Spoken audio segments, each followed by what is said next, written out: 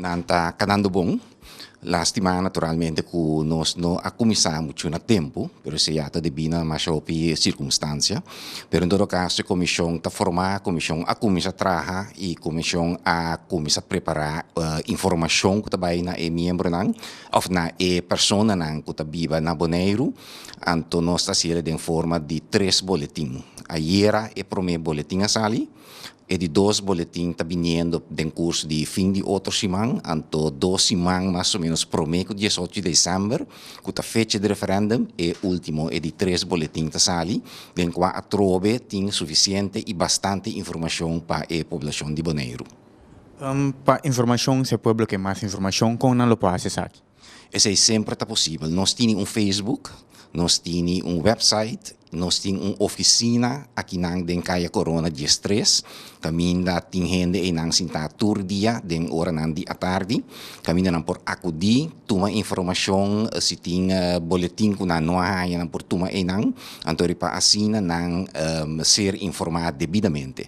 Também é possível que o grupo não organizar, que está interessado para a comissão vindo na informação, não por palavra com a comissão, então a comissão também e não se canang, então dona informação na e grupo não social ou grupo não gente grande, tem diferentes formas de qual se pode lugar. Lá nos vai riba a possibilidade de referendum. Lá nos visa se maioria grande vota não. Essa aqui tem medo que tem fora do pueblo.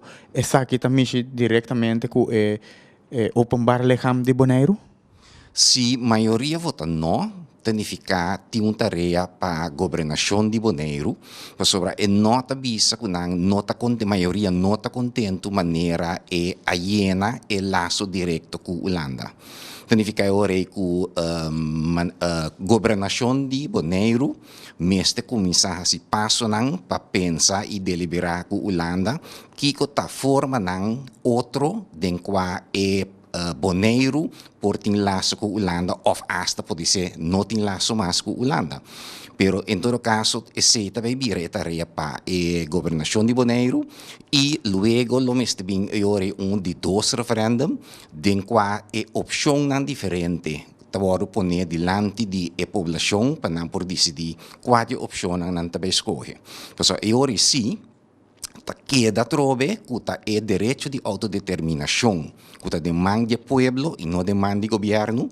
Esse é o momento trove para o povo decidir arriba seu destino político e constitucional. Pero no momento é mesmo uma estrutura que nós temos agora que pode vir para a mesa, quizás com outro invulling?